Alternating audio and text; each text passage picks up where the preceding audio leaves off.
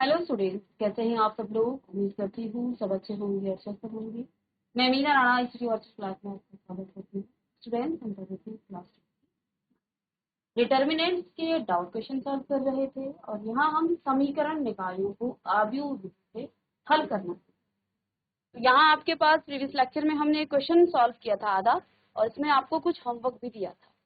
तो आपके पास तीन समीकरण दी गई थी, तीन इक्वेशन यहाँ पर दी गई थी। आपको आव्यूह विधि से जो है इसको हल करना था। तो हम सबसे पहले इस तरह से इक्वेशंस को क्या करते हैं, A x is equal to B के फॉर्म में लिखते हैं। यानी कि ए यहाँ पर आपका कोफिशिएंट मैट्रिक्स है, एक्स आपका वेरिएबल मैट्रिक्स है और बी आपका कांस्टेंट मैट्रिक्स है। तो हमने इस तरह से इसको अरेंज किया और अब आपको यहाँ से ए इनवर्स निकालना है। तो ए इनवर्स निकालने के लिए हाँ, ए इनवर्स निकालना है क्योंकि एक्स निकालना है ना आपको। तो आप क्या करेंगे, एक्स को एक्स बराबर हो जाएगा ए इनवर्स बी, ये हम आपको बता चुके हैं। एक्स ए इनवर्स बी के इक्वल हो जाएगा। लेकिन ए इनवर्स निकालने की भी कुछ कंडीशन है। ए इनवर्स कब आपका एग्जिस्ट करेगा, ये भी हमें देखना है। ए इनवर्स तब आपका एग्जिस्ट करेगा जब आपका determinants of a non zero होगा। तो सबसे पहले हमें यही चेक कर लेना है कि क्या डिटर्मिनेंट्स ऑफ ए की वैल्यू नॉन जीरो है। अगर नॉन जीरो है तो इसको आप आगे सॉल्व करेंगे। तो यहाँ पर आप देखिएगा, हमने इसको कोफिशिएंट मैट्रिक्स को लिख लिया, ए कांस्टेंट वेरिएबल मैट्रिक्स और ये आपकी कांस्टेंट मैट्रिक्स है। तो हमने यहाँ डिटर्मिनेंट्स ऑफ ए निकाला तो आपको मिला 11, ठीक है। जो कि अब यहाँ हम लिखेंगे कि ए इनवर्स आपका एग्जिस्ट करेगा, ये इसका अस्तित्व है। इसके लिए अब आप क्या निकालेंगे, एडजॉइंट ऑफ ए निकालेंगे और लास्ट में उसे बी के साथ मल्टीप्लाई। तो मैंने आपको होमवर्क दिया था कि आप एडजॉइंट ऑफ ए निकालिएगा, ठीक है। तो चलिए इसे आप, जिन्होंने किया है अच्छी बात है, जिन्होंने नहीं किया है वो यहाँ से देख सकते हैं। तो अब हमने ए डिटर्मिनेंट की वैल्यू निकाल ली है -11। मैं इसको यहाँ इसको यहाँ पर डिलीट कर देती हूँ, मुझे स्पेस चाहिए। तो इसकी आवश्यकता हमें अब नहीं है, आपने कल की क्लास में इसे नोट कर लिया होगा, ठीक है। आइए, हमने ए डिटर्मिनेंट्स क्या निकाल लिया है, -11। यानी कि ये आपका जो ए डिटर्मिनेंट है वो आपका नॉन जीरो है। इसका हमें क्या हो गया, ए इनवर्स एग्जिस्ट करेगा, ठीक है। अब आपको निकालना है adjoint of A. Adjoint of A निकालने के लिए आप ये सभी लिखेंगे, A11, A12 और A13, A21, A22, A23, A31, A32 और A33। इस मैट्रिक्स का आप ट्रांसपोज निकाल देंगे, ठीक है। तो यहाँ पर भी मैं इसे रफ कर लेती हूँ, एक एक एलिमेंट्स को निकाल करके आप नोट करते रहेंगे और हम इसे रफ करते रहेंगे क्योंकि यहाँ स्पेस चाहिए। तो अब मुझे ए आई जे का एक फॉर्मूला हमारे पास था, -1⁻⁻I+J और MIJ। यहाँ पर I आपका रो है, यानी कि जिस भी रो का वो एलिमेंट है, और J आपका कॉलम है, ठीक है। तो अब आप निकालेंगे यहाँ पर A11 आप निकालिएगा। A11 जब आप निकालेंगे तो -1⁻1 और MIJ, तो यहाँ से आपका ए डिटर्मिनेंट्स भी हम ए मैट्रिक्स भी लिख लेते हैं यहाँ पर, इसी से करें। तो इससे आपका क्या हो जाएगा, 1 माइनस का 1, -3 और 2, ठीक है। तो ये तो आपको पॉजिटिव साइन देगा क्योंकि इवन पावर है। इसे सॉल्व करेंगे आप तो 2 माइनस माइनस का माइनस और फिर से आपने यहाँ पर माइनस कर देना है। तो माइनस का 1 यहाँ पर आपका A11 आ गया है। इसको नोट करें, मैं यहीं पर लिख लेती हूँ, ठीक है। एक एक करके नोट करते रहें। चलिए, तो मैं A11 की जगह यहाँ माइनस का 1 रख लेती हूँ। अब यहाँ पर हमें आगे इसे और आगे सॉल्व करना है। तो A12 जब आप निकालेंगे तो यानी कि इस एलिमेंट की हम बात कर रहे हैं, A12 का मतलब -1⁻3, ये आपको नेगेटिव साइन देगा सेकंड कॉलम और फर्स्ट रो डिलीट। तो 2 माइनस 1, 2 माइनस का 1, 4 और 2, इसको जब आप सॉल्व करेंगे तो क्या आ जाएगा, 2 2 जे 4 और माइनस में आपका क्या आ जाएगा, माइनस माइनस का प्लस हो जाएगा, 4 1 जे 4, यानी कि यहाँ आपका आ रहा है 8। लिखिएगा A12 इक्वल आ गया है 8 के। चलें, और 8 नहीं, यहाँ पर देखिए ये माइनस साइन दे रहा था, इसलिए यहाँ माइनस साइन भी आपका आ जाएगा बाहर से। ठीक है, बाहर से आपका माइनस साइन देगा, तो माइनस का 8 यहाँ पर आपका A12 आ जाता है। आगे हम इसे और सॉल्व करेंगे, A13 निकालेंगे। आप लिखते रहिएगा एक साइड में, मैं जगह की कमी की वजह से इसे डिलीट करती जा रही हूँ, रफ करती जा रही हूँ। तो A13 का मतलब ये हो गया second, third row, third column और फर्स्ट रो। तो अब आपके पास क्या बच गया यहाँ पर, ये तो आपको पॉजिटिव साइन देगा, -1 की पावर 4 हो जाएगा, 1 + 3, और 2 1 4 2 1 4 और माइनस का 3। बस इसे सॉल्व करेंगे तो माइनस का 6 और माइनस का 4, दैट मीन्स माइनस का 10। ठीक है, तो यहाँ पर आपका क्या आ जाएगा, माइनस का 10। इसको भी रब करते रहें, माइनस का 10। चलें, नेक्स्ट यहाँ पर A21 निकालेंगे हम, A21 अब हम निकालेंगे, ये तो हमने निकाल लिया। A21 क्या हो जाएगा, 21 का मतलब इस एलिमेंट की बात कर रही हैं, अब इसे माइंड में आप करेंगे, इस एलिमेंट की बात करेंगे तो सेकंड रो और फर्स्ट कॉलम डिलीट होगा। 21 का मतलब हो जाता है -1 की पावर 3, ये नेगेटिव साइन आपको देगा, और यहाँ से आप देखिएगा माइनस का 2 और 3, माइनस का 3 और 2। ठीक है, तो ये नेगेटिव साइन दे रहा है, 2 2 जे 4, माइनस का 4 और माइनस माइनस का प्लस, 3 3 जे 9। ठीक है, तो ये आपका आ गया है 13 और ये भी माइनस का, या अंदर मल्टीप्लाई करके माइनस 21 का मतलब ये हो जाता है, तो माइनस का 2 और माइनस माइनस का आपका प्लस हो जाएगा, 3 3 जे 9, और अच्छा ये तो माइनस का 4 था, सॉरी ये माइनस का 4 था और ये प्लस का आपका क्या है, 9 है, सॉरी यही गड़बड़, ये माइनस का 4 था और ये प्लस का 9 है, माइनस का 4 प्लस का 9 प्लस माइनस का माइनस होगा और प्लस का साइन आएगा, लेकिन बाहर से फिर से माइनस का साइन है, तो माइनस का 5 यहाँ पर आ जाता है। चलिएगा इसे लिखें, माइनस का 5 आ गया है। तो अब आप 21 की जगह क्या लिखेंगे, A21 की जगह लिखेंगे माइनस का 5, हमने यहाँ माइनस साइन हटा दिया था।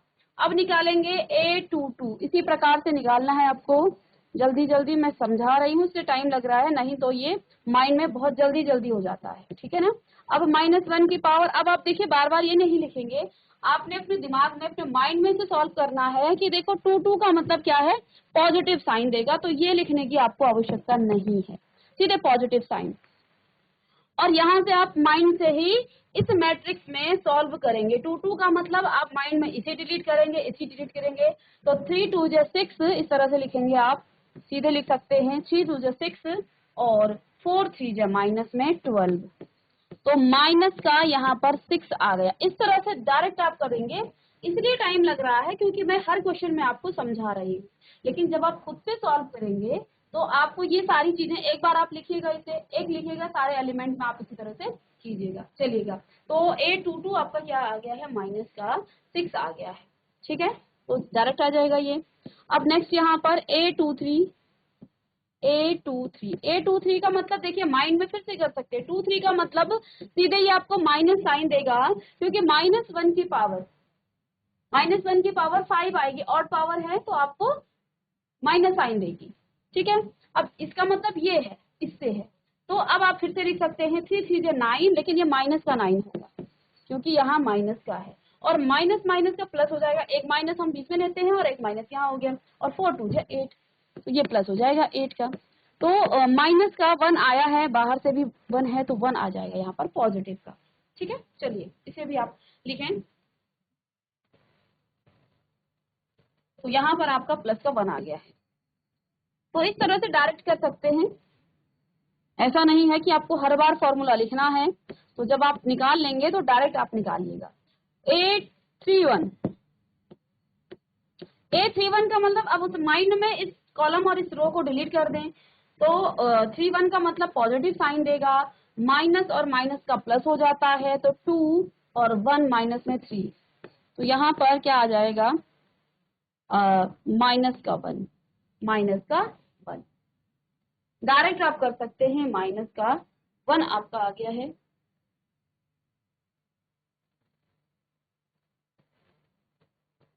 यहाँ आप लिखिएगा माइनस का 1, ठीक है।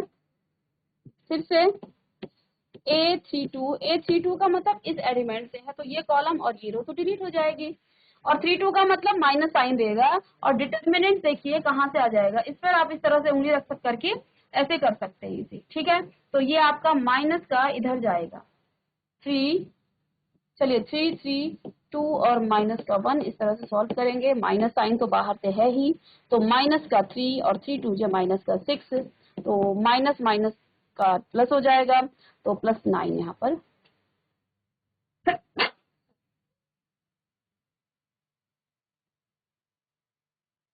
ठीक है, यानी यहाँ पर कितना आ गया है, प्लस का 9 आ गया है। चलिए लास्ट यहाँ पर A33 का मतलब इस एलिमेंट से है, 33 का मतलब आपको पॉजिटिव साइन देगा, और अब आप क्या लिखेंगे, 3 1 से 3 और माइनस माइनस का +4, तो यहाँ पर तो आपका 7 आ रहा है। सीधे डायरेक्ट आप लिखें तो 3 + 7, ये हमने निकाल ली है मैट्रिक्स, ये सारी, ठीक है। अभी टाइम इसलिए लग रहा है क्योंकि हर बार हम आपको बता रहे हैं, हर बार हम फॉर्मूला लिख रहे हैं, लेकिन जब आप खुद से इसे सॉल्व करेंगे तो आप एक एक सेकंड में इनको सॉल्व कर लेंगे, ठीक है ना, क्योंकि माइंड में आप सॉल्व करेंगे, एक बार आपको लिख लेना है इस तरह से, और उसके बाद आप जल्दी जल्दी इसके कोफैक्टर निकालें। अब इस कोफैक्टर का भी हम ट्रांसपोज करते हैं। ट्रांसपोज का मतलब क्या होता है, रो को कॉलम बना देंगे और कॉलम को रो बना देंगे। चलिए पहली रो को हम पहला कॉलम बना देते हैं, तो माइनस का 1, माइनस का 8 और माइनस का 10। दूसरी रो को दूसरा कॉलम बना लेते हैं, माइनस का 5, माइनस का 6 और 1। तीसरी रो को तीसरा कॉलम, तो माइनस का 1, 9 और 7। तो ये तो आपका क्या निकल गया है, ये आ गया है आपका एडजॉइंट ऑफ ए। ये क्या आया, एडजॉइंट ऑफ ए। जल्दी से इसे लिखें,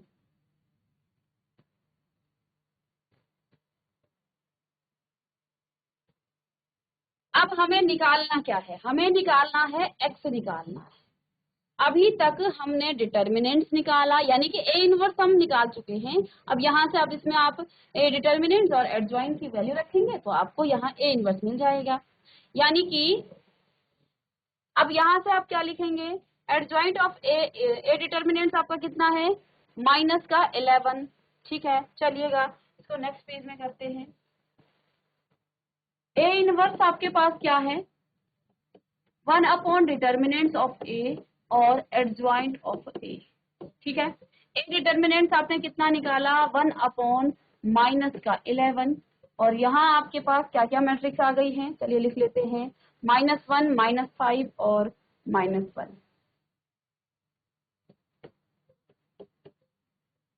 चलिए नेक्स्ट है, नेक्स्ट रो में -8, -6 और -9, -8, -6 और 9, -10, 1 और 7।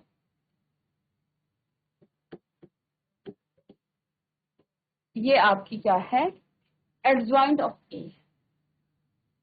अगर इस माइनस साइन को अंदर हम मल्टीप्लाई कर दें तो यहाँ पर आपका क्या हो जाएगा, 1/11 को तो आप बाहर रखें, 1 5 और 1, 8 6 और माइनस का 9, 10 -1 और माइनस का 7, ऐसा हम कर सकते हैं।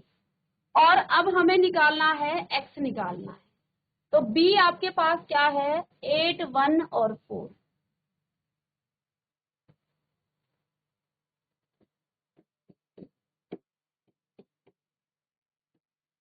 यही था।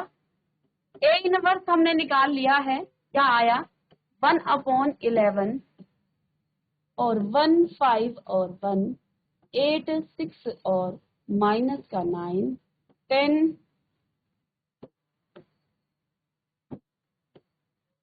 देखिए 1 5 और 1 8 6 माइनस 9 10 माइनस 1 और माइनस का 7। ठीक है, और इसकी मल्टीप्लाई आपको किसमें करनी है, बी मैट्रिक्स के साथ। बी मैट्रिक्स है 184।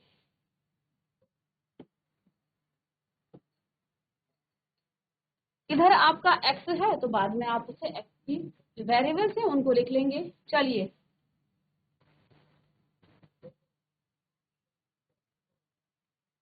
तो अब आपको मल्टीप्लाई करनी है इन दोनों मैट्रिक्स की। तो ये तो आपकी 3 × 3 ऑर्डर की मैट्रिक्स है, ये 3 × 1 ऑर्डर की है। अब यहाँ नंबर ऑफ कॉलम और नंबर ऑफ रो सेम है, तो मैट्रिक्स मल्टीप्लिकेशन बहुत आसानी से हो जाएगा 1/11। ठीक है, तो लिखिएगा 1 प्लस में 40 और प्लस में 4। ठीक है, तो यहाँ पर हमारा ये माइनस का 17 था, ये था आपका माइनस का 17 आया हुआ था। ठीक है, माइनस का 17 हमने निकाला था। ठीक है ना, इसको ठीक कर ले। चलिए, ए डिटर्मिनेंट आपका माइनस का 17 आया हुआ था। ठीक है, चलिए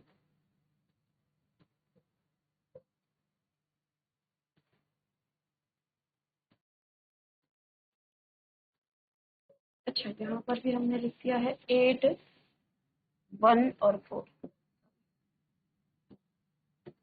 8 1 और 4 डिटर्मिनेंट हमने गलत लिख दिया, मैट्रिक्स गलत लिख दिया। ठीक है, तो यहाँ पर भी हम सॉल्व करेंगे इसे आप। तो देखिए 8 1 जाए 8 प्लस में 5 1 जाए 5 और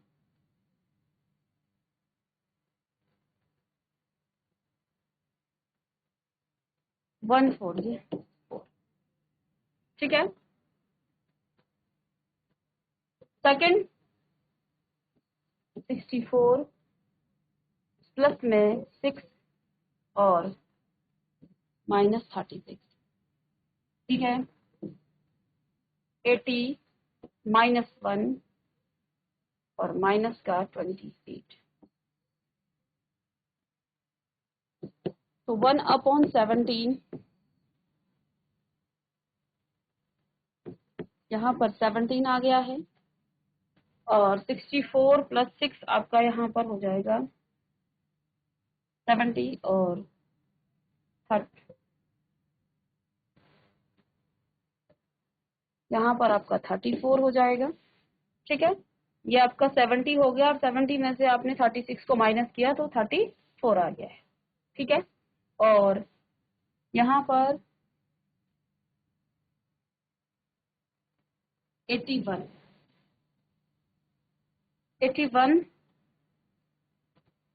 इन दोनों को माइनस कर दें तो यहाँ पर 10, ये आपका माइनस का 51 आ जाएगा। ठीक है, और जब इसकी मल्टीप्लाई आप अंदर करेंगे 17 की सब में, तो यहाँ आपके पास x y और z था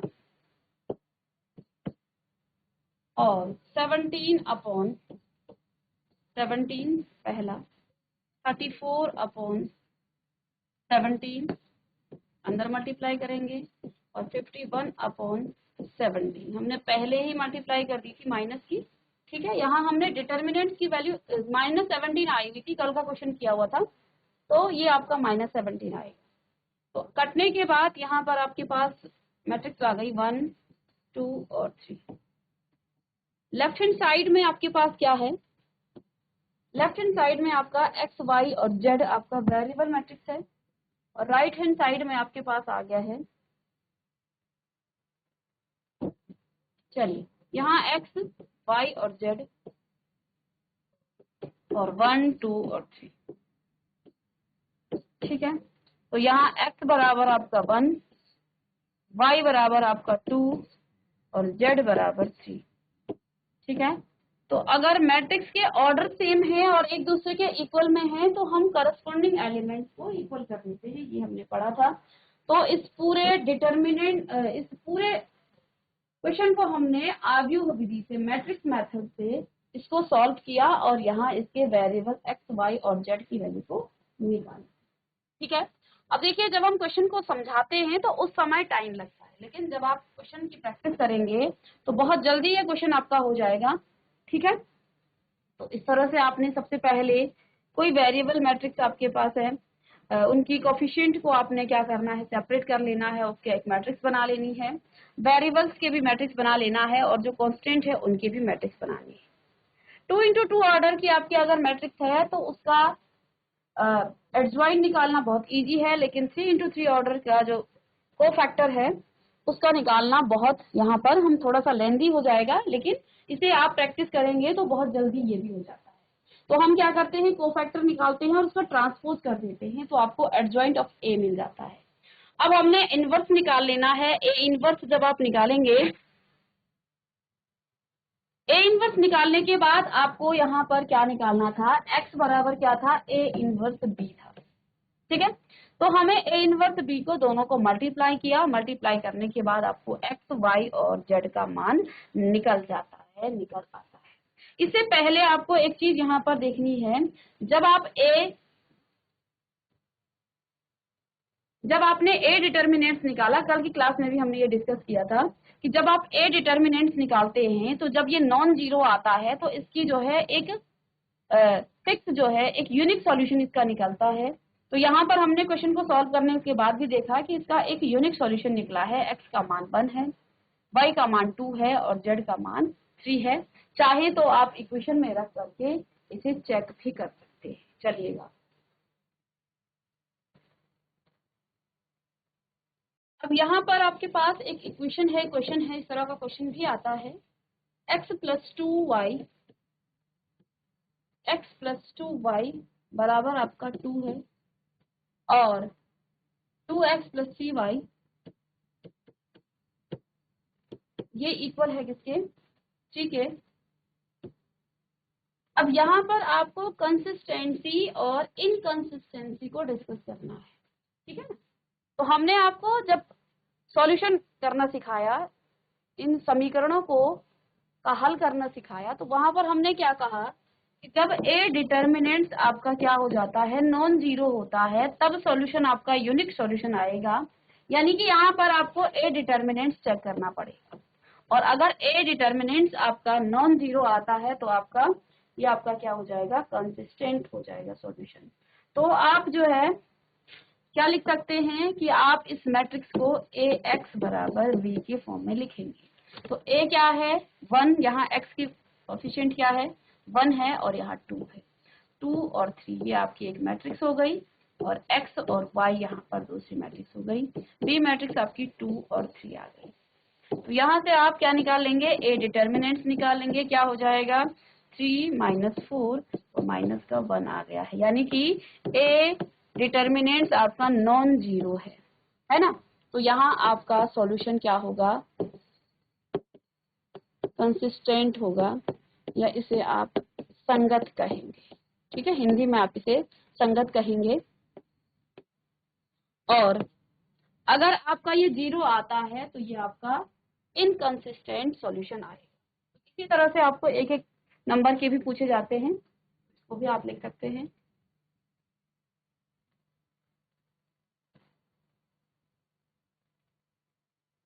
चलिए, तो ये क्वेश्चन आपकी एनसीईआरटी बुक में भी हैं। कंसिस्टेंट और इनकंसिस्टेंसी पर क्वेश्चन पूछा जाता है एक नंबर से एमसीक्यूज में। तो यदि सॉल्यूशन आपका determinants of a non zero है तो सॉल्यूशन यूनिक होगा और कंसिस्टेंट या संगत होगा, और अगर जीरो आ रहा है तो वो आपका इनकंसिस्टेंट ऑफ इनफाइनाइट उसमें सॉल्यूशन आएंगे। तो उसके भी 2 केस आपको बताए थे कि जो आपका adjoint of A into B आपका नॉन जीरो होगा, उस केस में क्या है, और अगर वो जीरो है तो उस केस में क्या होगा। तो कहीं पर आपका नो सॉल्यूशन आएगा और कहीं आपका क्या आएगा, इनफाइनाइट सॉल्यूशन। ठीक है ना। तो इसी क्रम में हम इसके नेक्स्ट जो क्वेश्चन हैं उनको हम नेक्स्ट लेक्चर में डिस्कस करेंगे। तो मिलते हैं नेक्स्ट लेक्चर में, तब तक के लिए।